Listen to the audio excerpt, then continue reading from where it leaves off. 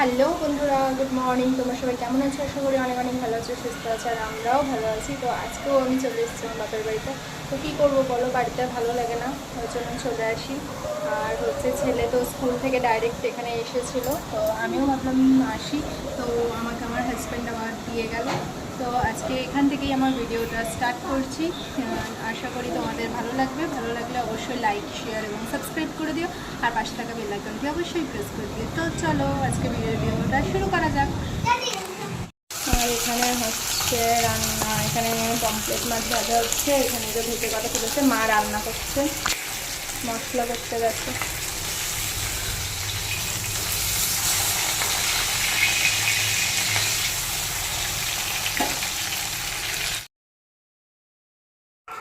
আর এখন দেখো আমি এখানে ছেলেকে ভাত খাওয়াতে বসেছি। এই যে ছেলে স্কুল থেকে এসেছে, এসে ওর খিদে পেয়ে গেছে। তো আমি ওর ঠাম্মা তো ওকে তেলাপিয়া মাছ দিয়েছিল, তো আরেকটা এখানে মা পমফ্রেট মাছ ভাজছিল, তো নিয়ে ওকে ভাত খাওয়াতে বসেছি। গুড ইভিনিং বন্ধুরা। তো আমি দেখো এখানে চলে এসেছি, আমি বাড়িতে চলে এসেছি। আর সেটা তোমাদের সাথে শেয়ার করা হয়নি। এসে আমি দেখো ড্রেস চেঞ্জ করতে পারিনি, কারণ আমি একটু রান্না করার তাড়া ছিল। আর এখানে এসেই আমি কুমড়ো আলু তরকারি করলাম, ছেলেকে পড়তে পাঠিয়েছিলাম। পড়ে টোরে এসে তো ছেলেকে নিয়ে আবার আমাদের সামনেই একটা সবজির দোকান বসে, ওখান থেকে একটু কুমড়ো নিয়ে আসলাম।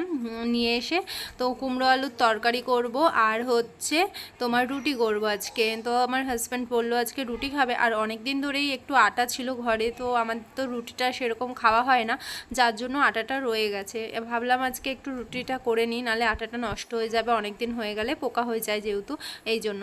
তো এই জন্যই রুটি করব বলে সব কিছু রেডি করছি। আর এদিকে আমার বটিটা দেখো না, বটিটা না একটু প্রবলেম করছে, খুব এক সাইড হয়ে যাচ্ছে, বটিটা আমাকে ঠিক করাতে হবে। আর এদিকে কাটতেও ভীষণ অসুবিধা হয়, তাড়াতাড়ি করে কাটতে পারি না, অনেক লেট হয়ে যায়, আর যার জন্য না খুব অসুবিধা হয়, আর হাতটা কেটে যাওয়ারও অনেক ভয় থাকে। আর তোমরা যদি কোনো ভয়েস মানে আসে তো প্লিজ ইগনোর করো, কারণ হচ্ছে বুঝতেই পারছো বাচ্চার ঘর, তো বাচ্চারা খেলাধুলা করছে, যার জন্য আমি তো পরে ভয়েস ওভার দিচ্ছি এই জন্য। আর দেখো এখানে আমি কড়াই বসিয়ে দিয়েছি, আর কড়াই গরমও হয়ে গেছে, আর এখানে আমি তেলও দিয়ে দিয়েছি কড়াইতে, তেল দিয়ে দিয়েছি। আর হচ্ছে এখানে দেখো আমি পাঁচফোড়ন দেব, পাঁচফোড়ন দিয়ে দিয়েছি কড়াইতে। আর পাঁচফোড়নটা একটু হালকা নাড়িয়ে নিলাম, নিয়ে পাঁচফোড়নটা দিয়ে না কুমড়ো আলুর তরকারি খেতে বেশ ভালোই লাগে। তারপরে দেখো কুমড়ো আলুগুলোকে ভালো করে আমি ধুয়ে রেখেছিলাম, তো ভালো করে আমি একটু হালকা নাড়িয়ে চাড়িয়ে তার মধ্যে টমেটো, কাঁচা লঙ্কা, একটু হলুদ, আর হচ্ছে দিয়েছিলাম লঙ্কার গুঁড়ো, আর নুন, ব্যাস আর কিছু না দিয়ে আমি কষিয়ে জল দিয়ে দিয়েছিলাম, ব্যাস তরকারিটা হয়ে গেছে। আর দেখো এখানে আমি আমার হাজব্যান্ডকে খেতে দিয়ে দিচ্ছি। তো কুমড়ো আলুর তরকারি তো ও ভীষণই ভালোবাসে, আর ও বেশি একটা রুটি খায় না, আর একটা পেঁয়াজ দিয়ে দিলাম, ব্যাস ওর এতেই হয়ে যাবে। তো চল, আজকে হচ্ছে নেক্সট ডে, তো আজকে হচ্ছে শুক্রবার। তো আমি দেখো ছেলেকে স্কুলে পাঠিয়েছি, কিন্তু তোমাদের সাথে কিছুই শেয়ার করতে পারিনি। আর আমি এদিকে বেরিয়ে গেছি ছেলেকে আনতে যাওয়ার জন্য। আর আমাদের দেখো মুকুন্দপুরে এখানে এই যে স্কুলটা, তো আমি দেখো আমার ছেলের স্কুলের কাছে আমি চলে এসেছি। ওদের এখানকার না এনভায়রনমেন্টটা খুব সুন্দর, দেখো পুরো শান্ত, খুবই ভালো লাগে।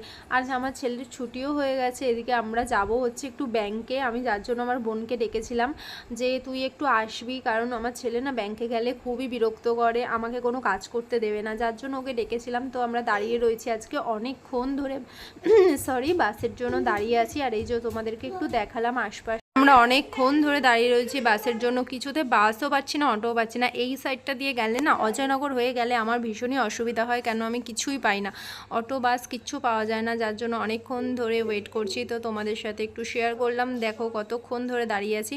আর এদিকে দাঁড়িয়ে থাকতে থাকতে আমার ছেলে তো বিরক্ত হয়ে যাচ্ছে, বলছে কখন যাব। আর দেখো ওদের এখান থেকে একটা শিউলি ফুল তুলেছি, আর এইদিকে দেখো একটা ট্রেন যাচ্ছে, তো সেটাও একটু ভিডিও করে নিলাম তোমাদের সাথে শেয়ার করব বলে।